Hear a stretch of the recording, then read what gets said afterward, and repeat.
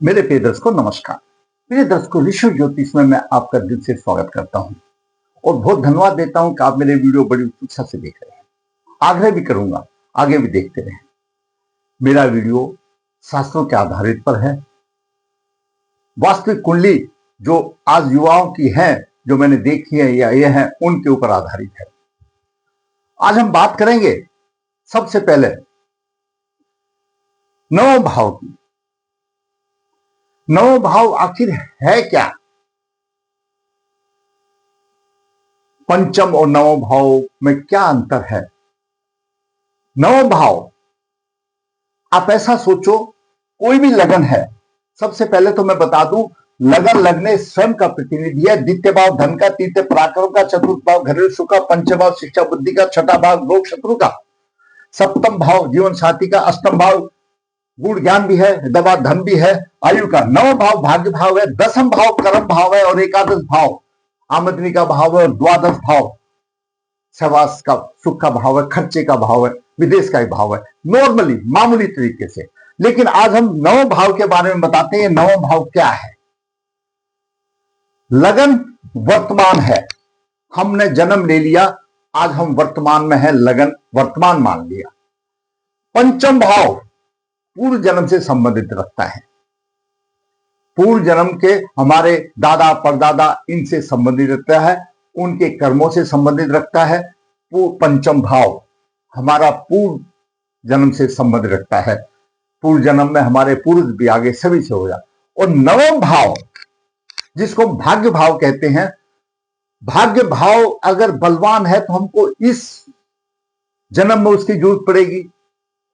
तो ये कह सकते हैं कि हमारे आगे वाले आने वाले जन्म में क्या मदद देगा भाग्य भाव, ये भी कहा जा सकता है। लेकिन भाग्य भाव है क्या? पूर्व जन्म में जो हमने शुभ कर्म संचित किए हैं उनके आधार पर भाग्य बनता है। ये फर्क है। वो जो हमारे शुभ कर्मों के आधार पर जो हम करके आए हैं उनसे भाग्य भाव बनता है।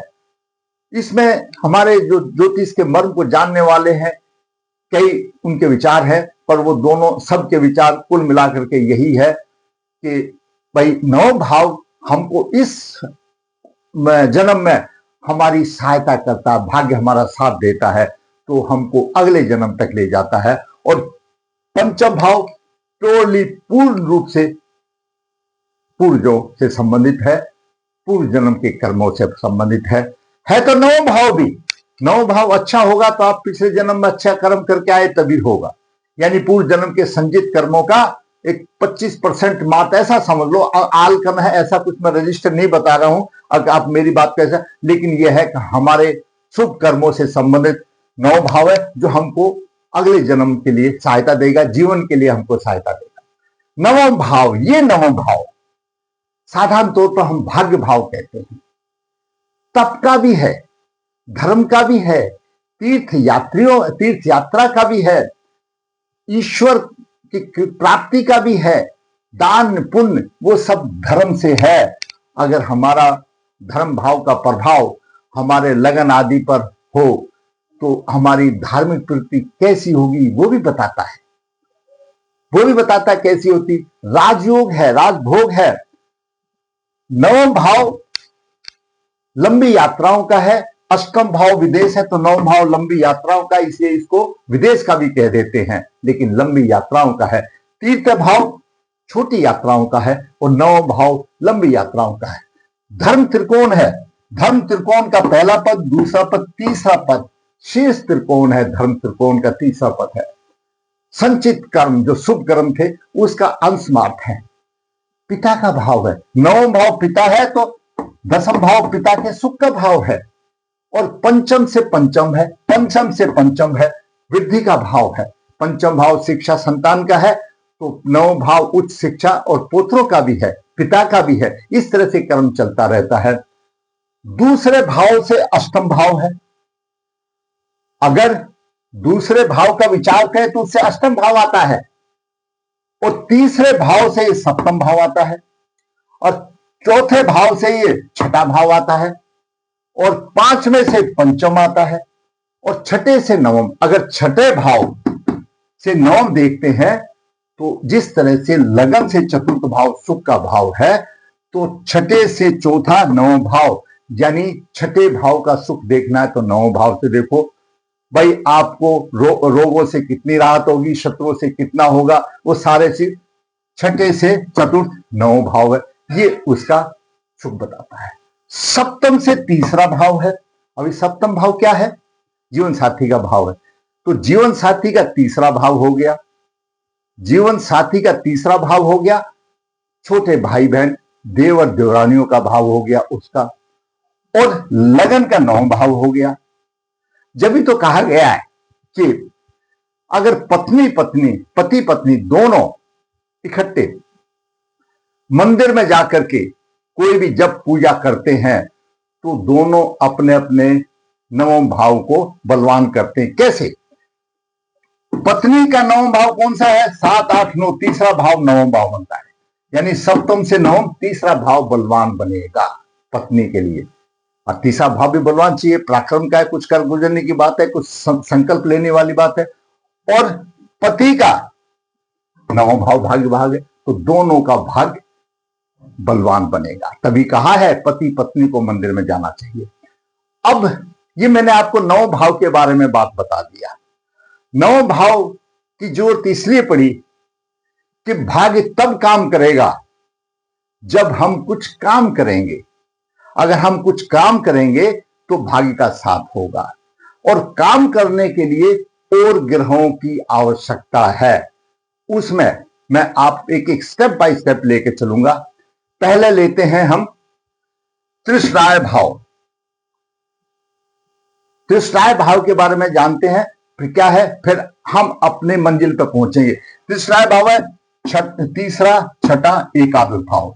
ये त्रिश्राय भाव है, अशुभ भाव कहे गए हुए हैं। इनके स्वामी कहीं पर हो तो हानि करते हैं, और इनके स्वामी इन्हीं भावों में हो तो परेशानी के बाद अति योग कारक हो जाते हैं। 30 से छठे 11वें भाव के भावी त्रिश्राय कहा गया है। सीधी सी बात है। अगर त्रिश्राय भाव का स्वामी यहां पर तीसरे भाव में आ जाए तो योग कारक होगा, थोड़ा संघर्ष के बाद होगा, उसमें कोई राय नहीं, लेकिन अच्छा होगा। और छठे भाव में भी आ जाए अच्छा होगा, कहने का मतलब ये है। उसके बाद आता है 6 8 भाव है, त्रिक भाव 6 8 12। त्रिश्राय कौन से हुए? तीसरा छठा 11वां। त्रिक भाव कौन से हुए? छठा 8वां 12वां। अब छठा भाव त्रिश्राय में भी आ गया और त्रिक भाव में भी आ गया, इसलिए थोड़ा सा फर्क है, उसको जानने जरूरी है। अभी हम मंजिल पर नहीं पहुंचे। तीसरे भाव, छठा भाव, अष्टम भाव और द्वादश भाव, इनको अशुभ भाव कहा गया है। 4 केंद्र 2 त्रिकोण हैं, द्वितीय भाव एक, और ये सब अगर छठे 8वें 12वें में आ जाते हैं तो अपनी शुभता खो देते हैं। और छठे 8वें 12वें भाव के स्वामी त्रिकोण केंद्र में चले जाते हैं तो उन भावों की जो शुभता है केंद्र त्रिकोण की, उसमें कमी ला देते हैं छठे भाव का। लेकिन छठे 8वें 12वें भाव के स्वामी अगर आपस में हो, छठे भाव का स्वामी अष्टम में हो या 12वें में हो, ये तीनों का आपस में कहीं पर भी हो, 12वें भाव का स्वामी छठे में हो, छठे का अष्टम में हो, अष्टम भाव का स्वामी 12वें में, छठे में, तो विपरीत राजयोग बनता है। आप जब कोर्ट कचहरी में जाते हैं, अगर आपकी कुंडली में ऐसा या राजयोग है तो आपको विजय दिलाने में वो अपनी अहम भूमिका निभाता है। यानी विपरीत परिस्थिति में वो राजयोग देता है। वो छठे 8वें 12वें भाव का हमें राजयोग बनाते हैं। अभी भी हम अपने स्थान पर नहीं पहुंचे हैं। उसके बाद आता है उपचय भाव। यहां पर पहुंचाने के लिए मैंने आपको तीसरे भाव भी बताया, छठे 8वें बताया, थोड़ा सा बताया। वैसे तो इनके ऊपर एक ही वीडियो बनाया जा सकता है, मैंने पहले ही बनाया हुआ। उपचय भाव तीसरा छठा 10वां 11वां भाव, तीसरा छठा 10वां और 11वां। यहां पर बात सोचिए, देखिए, पहले थे त्रिश्राय तीसरा छठा 11वां, तीसरा छठा 11वां भाव त्रिश्राय थे। उसमें 10वां भाव मिल गया। 10वां भाव क्या? कर्म। उसमें कर्म मिल गया तो उपचय हो गया। 4 भाव इनको इकट्ठा बोला जाएगा, तीसरा छठा 10वां 11वां, जो मैंने लाल पेन से लिखा है, ये उपचय हो गया। उपचय का मतलब है वृद्धि करना। इसमें अलग अलग विचार हैं, कोई ज्योतिष के मन बोलते हैं बहुत तेजी होती, नहीं। जैसे जैसे उम्र आपकी बढ़ती है उपचय भाव अपना प्रभाव देना शुरू कर देते हैं और ये धन के विषय में अच्छे कहे गए हैं। इनमें अगर शुभ ग्रह हो तो जातक धनवान बनता है और जैसे जैसे अवस्था आगे बढ़ती जाती है वृद्ध अवस्था के भी धनवान बनता चला जाता है। लेकिन शुभ ग्रह इसमें किसको मान्यता दी गई है? बुध, शुक्र और गुरु को ही मान्यता दी है। कौन से भाव है? तीसरा, छठा, 10वां, एकादश भाव। बुध, गुरु, शुक्र, तीन इनमें से अगर 2 हो तो मध्यम धनी होगा, 3 हो तो अच्छी होगी, 1 हो तो साधारण होगा, ऐसा पराशर जी ने कहा है। लेकिन इसमें एक थोड़ी सी चीज फंसी हुई है, घुंडी फंसी हुई है। घुंडी बोलो या कुछ दूसरी भाषा में बोलो, एक की पॉइंट फंसा हुआ है। क्या? 10म भाव जब मिल जाता है त्रिस्राय में, 3, 6, एकादश में 10म मिल जाता है, कर्म मिल जाता है, तो ही एक्टिव होते हैं। तो कर्म भाव का एक्टिव होना बहुत जरूरी है, तभी उपचय का होगा। भाई आप कर्म करोगे तभी तो होगा, वैसे नहीं होगा। यह हमारे ज्योतिष के मर्मों का सिद्धांत भी है। हमने भी अनुभव में देखा है कि 10म भाव अगर एक्टिव है और आपके तीसरे, छठे, एकादश भाव में शुभ ग्रह हैं तो आप स्थिति के आधार पर धनी बनेंगे। बलवान है तो अच्छे बनेंगे, धनी बनेंगे, धन का योग होगा। यह था उपचय भाव।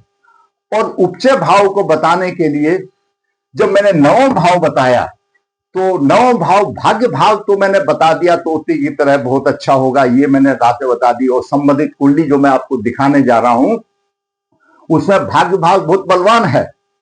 लेकिन 10म भाव जब तक कर्म नहीं है तो भाग्य क्या करेगा? अगर कर्म और भाग्य का मेल है, जब कर्म करते हो और भाग्य साथ देता है तो शिखर पर पहुंच जाते हैं। कर्म करते हैं और भाग्य साथ नहीं देता तो भी आप पहुंच नहीं सकते। तो भाग्य तो अच्छा है आपका, सब कुछ ठीक है, लेकिन कर्म नहीं। पिता का भाव है ये, लेकिन पिता का सुख देखना है तो द्वादश भाव से देखना पड़ेगा। द्वादश भाव जितना टेढ़ा मेढ़ा होगा उतना ही पिता का सुख में परेशानी आएगी, ये भी एक बात है। तो ये मैंने आपको महत्व बताया 9वां भाव का। क्या है 9वां भाव? और 9वां भाव कर्म से जुड़ा है। कर्म है हमारा 10म भाव और 10म भाव आता है उपचय में। और उपचय 3, 6, 11 होते हैं। उपचय का मतलब है वृद्धि करना, धन की वृद्धि करना। इसमें पराशर जी ने 3 ग्रहों को मान्यता दी है, बुध, गुरु, शुक्र। अगर 3 ग्रह हो कहीं पर भी हो, लेकिन 10म भाव एक्टिवेट होना चाहिए तभी तो होगा। 10म भाव कुछ काम ही नहीं करोगे तो 3 ग्रह क्या करेंगे? सोते रहेंगे। एक्टिवेट होना चाहिए 10म भाव, तभी होगा। तो ये समझाने का मतलब मुझे 3, 11 का, त्रिसाय का, उपचय भाव तक ले जाने का था। 9वां भाव भाग्य भाव के बारे में आपको मैंने बता दिया। अब देखिए को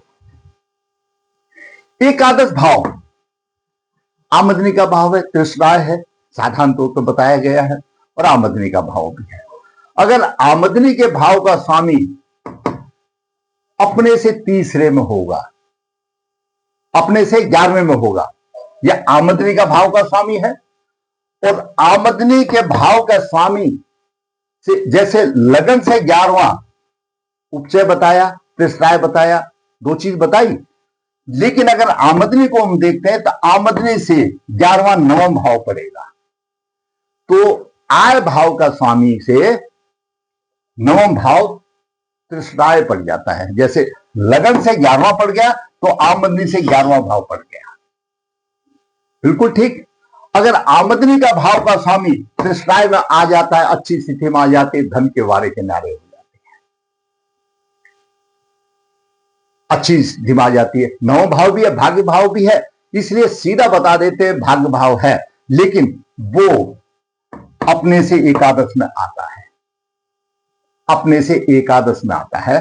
तो एकादश भाव में अगर चला जाता है वो ग्रह, यानी एकादश, आप एकादश भाव को लगन मान के समझ लो, और लगन से तीसरे भाव में जो ग्रह आ जाता है अच्छा फल देता, धन की बात आ जाती है। आप इस तरह से भी समझ सकते हो। प्रभाव देखना है तो 11वें भाव को लगन मानो, फिर उसके 11 में क्या ग्रह आता है, तो वो देखो धन की आमदनी अच्छी होगी। तो इन सब बिंदुओं को लेकर के हम बात करते हैं। जातिका की कुंडली है, भाग्य भाव अच्छा है और आमदनी के भाव का स्वामी नवम भाव में उच्च राशि में धन के वारे किनारे हैं और उसको नवम भाव का स्वामी गुरु भी देख रहा है। इससे भी कई चीज कहा गया है कि नव भाव काल पुरुष कुंडली का भी नव भाव गुरु है। अगर गुरु केंद्र में होगा तो शुभ संबंध में होगा तो बलवान होगा, अच्छा होगा। कोई भी भाव अगर हम देखना है काल पुरुष की कुंडली में वो कौन से भाव का स्थित है। जब हम नवम भाव देख रहे हैं तो काल पुरुष में नवम भाव भी गुरु का ही है और कुंडली में भी नवम भाव गुरु का ही आता है, गुरु का ही आता है। तो उस गुरु का संबंध आपकी कुंडली में कोई भी आए, चाहे यहां पर तुला राशि आए, लेकिन काल पुरुष का भी स्वामी जो नव भाव का स्वामी है गुरु अगर केंद्र में हो तो अच्छा फल मिलता है। मान लिया आपकी यहां पर नव भाव में तुला राशि आ गई, लेकिन काल पुरुष में तो गुरु है, अगर गुरु का केंद्र में होगा तो अच्छा फल मिलेगा और गुस्सुम संबंध में होगा तो अच्छा होगा। एकादश भाव का स्वामी अपने से एकादश भाव में अच्छा होगा तो धन के कार्य की दृष्टि हो तो अच्छा फल होगा, परंतु दसम भाव एक्टिवेट होना चाहिए। आगे विचार करते हैं क्या है कुंडली का नवम भाव और उच्च भाव पर चर्चा, वो मैंने आपको बता दिया। लग्नेश नीच राशि में राहु से पीड़ित, दोष 85 योग। जातिका का जन्म 15 फरवरी 1993 कृष्ण पक्ष 10 ज्येष्ठ 3 सोमवार को 17:48 पर हुआ। लगन कर्क लगन हुआ, घंटांत है, जहां पर 1 मिनट की भी गलती किसी की भी हो सकती है। उसके लिए हम भी मजबूर है, सब मजबूर है। क्यों? जातिका का जन्म ऐसे समय पर हुआ कि कर्क लगन घंटांत में 29:34 है, 1 मिनट के बाद यहां पर सिंह लगन आ जाएगा, तो कर्क लगन का घंटांत भी अशुभ है और डिग्रियां 29-34 लेके है। द्वितीय भाव में गुरु 20 डिग्री 26 मिनट लेकर के है। पंचम भाव में राहु 24 और चंद्रमा 25 डिग्री 43 मिनट लेकर के नीच राशि में है। यहां पर चंद्रमा नीच राशि में आ गया है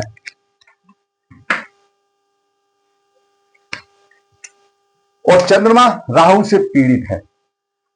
सप्तम भाव में शनि सप्तम शशक योग बना रहा है, लेकिन अस्त हो गया, शशक योग भी चला गया 27 डिग्री लेकर के। अष्टम भाव में सूर्य 3 डिग्री 4 मिनट लेकर के, बुध 19 डिग्री 28 मिनट लेकर के बुधादित्य योग अपने आप में सफल बन रहा है। और नौ भाव में उच्च राशि में शुक्र है। शुक्र एकादश भाव का स्वामी उच्च राशि में है, देखिए। और काल पुरुष कुंडली में नवम भाव धनु राशि है, गुरु है उनका स्वामी, गुरु यहां पर बैठा है, नवम भाव को देख रहा है। तीर्थ भाव, अभी दर्शकों तीर्थ भाव और गुरु का भी संबंध मैं आपको बता दूं। तीर्थ भाव यानी गुरु क्या है? गुरु आध्यात्मिक का कारक है, धर्म है, ज्ञान देने वाला है। तीसरा भाव के गुण धर्म क्या है? पराक्रम है, साहस है, यह है। तो उसके और कारक तो मिलते नहीं है गुरु के, तो गुरु यहां पर अशुभ फल तो नहीं देगा, लेकिन जहां ज्ञान की बात आए देने की, वहां पर गुरु अधिक अच्छा रहेगा। तो यहां पर परेशानी से भरा रहेगा। क्यों? तीसरे भाव का कारक अलग है, गुरु का कारक तो अलग है। और वैसे भी एक शुभ ग्रह तीसरे भाव में, छठे भाव में क्या बलवंता दे सकता है? नहीं दे सकता।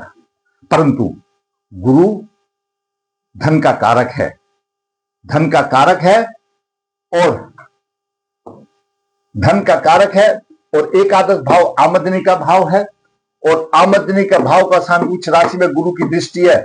नवम भाव भी बलवान हो रहा है और धन की स्थिति भी अच्छी हो रही है। साधारण तौर पर बात समझे। अब सवाल आ गया आगे बढ़ने का। केतु 24 डिग्री 14 मिनट लेकर के, मंगल 14:54 लेकर के है। ये ग्रहों की नवास में देखते हैं तो विश्व नवास में लगन भी आ गया, चंद्रमा भी आ गया, शनि भी आ गया, मंगल भी आ गया।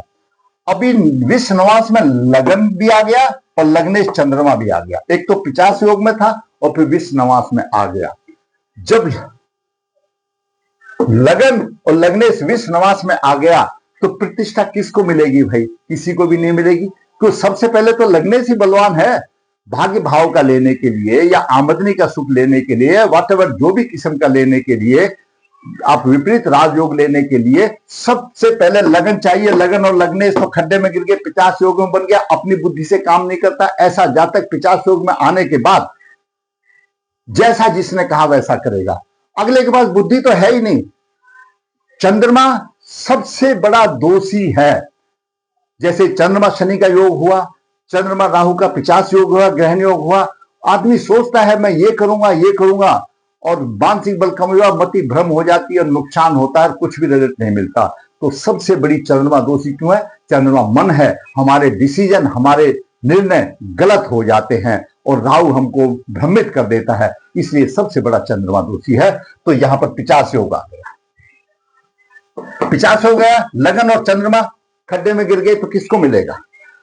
सप्तमे शनि अस्त हो गया, गुरु की नीच दृष्टि है और केतु की यहां पर नव दृष्टि है। दाम्पत्य सुख में परेशानी, विवाह में भी बाधाएं आ गई, पलपित दोष हो गया।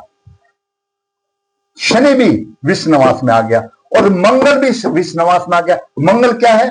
कर्क लगन के लिए कारक ग्रह है। पंचम का स्वामी, दशम का स्वामी, द्वादश में जाकर के विषनवास में आ गया तो कुछ भी नहीं है भाई। होगा कहां से? जब तक उसको विषनवास को दूर नहीं करेंगे तब तक होगा कहां से? ये परेशानी आ गई। भाग्य कितना भी प्रबल है, लेकिन मंगल यहां चला गया। भाग्य किसको देगा? ये धन, एकादश का धन, गुरु का धन किसको मिलेगा? लग्नेश को। लग्नेश खड्डे में गया और दशम भाव एक्टिवेट नहीं है। पुष्कर नवास में बुध आ गया। बुध तीसरे भाव का स्वामी, द्वादश भाव का स्वामी। खर्चा कहां से करेगा? प्रॉपर्टी बेच के खर्चा कर दो। लेकिन बुध विषनवास में तो आया, वो मतलब पुष्कर नवास में तो आया। बुध ने बुद्धादित्य योग बनाया। बुध अष्टम भाव में है, बुद्धादित्य योग बन रहा है, सीधी दृष्टि द्वितीय भाव को देख रहा है। धन के योग अच्छे हैं, मैंने पहले वीडियो में बताया है।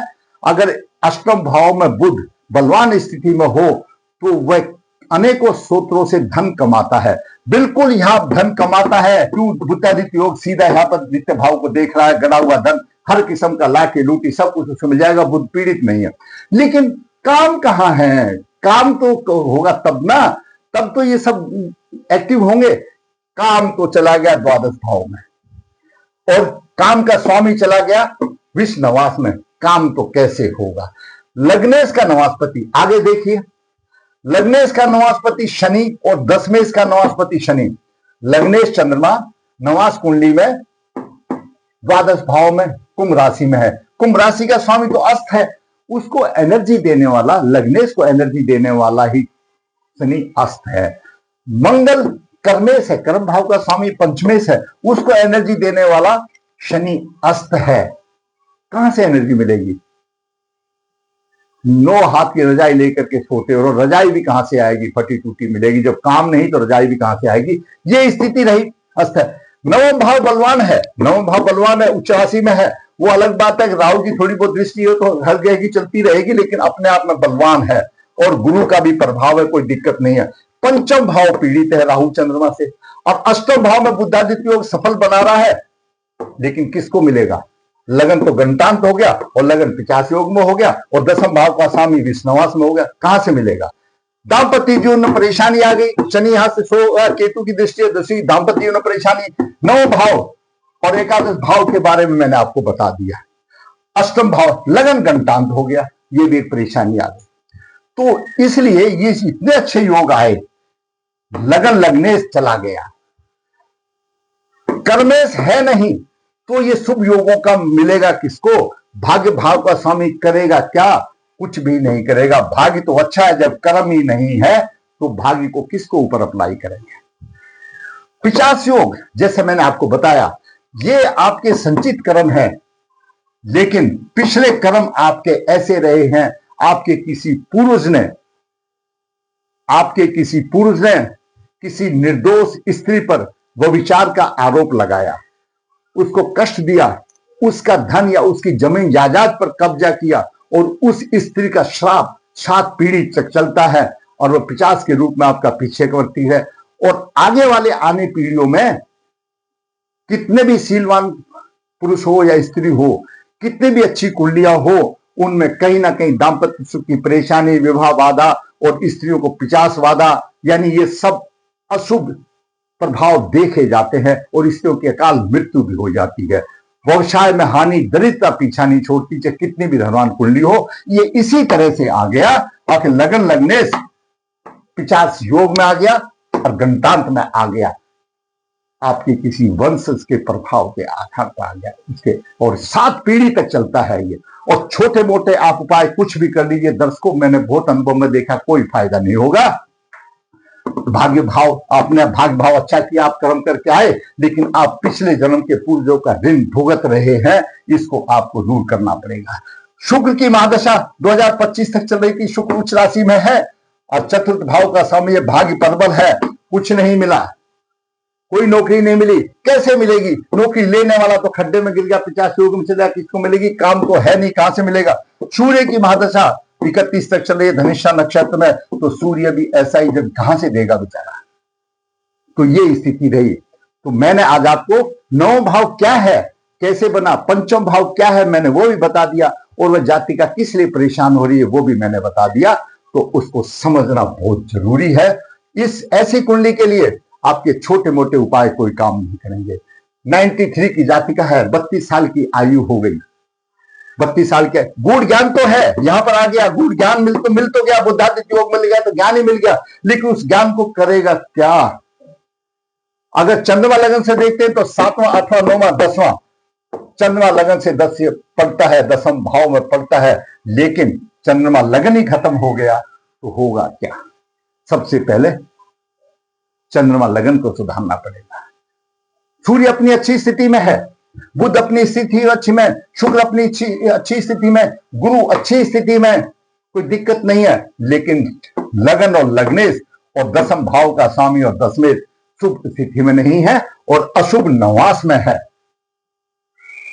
कुंडली का गहन अध्ययन होगा, षड्वर्ग देखना पड़ेगा, पूरा विश्लेषण, पूरा उसका योग करके जितना भी पितृदोष निकालते हैं वो निकालना पड़ेगा, तब कुछ आसान हो सकती है, नहीं तो कर्म भोग है, कर्म भोग है, भोगना पड़ेगा। इस मनुष्य योनि में आए हैं, यही एक योनि कैसे मिली है, और जो हमारे पूर्वजों ने या हमने जो भी कोई अशुभ कर्म किया है उसके प्रायश्चित के लिए हम पितृदोष निवारण कर सकते हैं, तो कर लेना चाहिए। आपको मेरा वीडियो अच्छा लगा? मैंने आज आपको उपचय मैंने साथ इसमें लिया कि कर्म की वजह से मुझे उपचय लेना पड़ा। भाग तो प्रबल है लेकिन कर्म तो है ही नहीं। अगर आपको वीडियो अच्छा लगा तो लाइक करें, शेयर करें, ताकि आने वाली भी अपडेट आपको मिले और आपके ज्ञान की वृद्धि हो। धन्यवाद।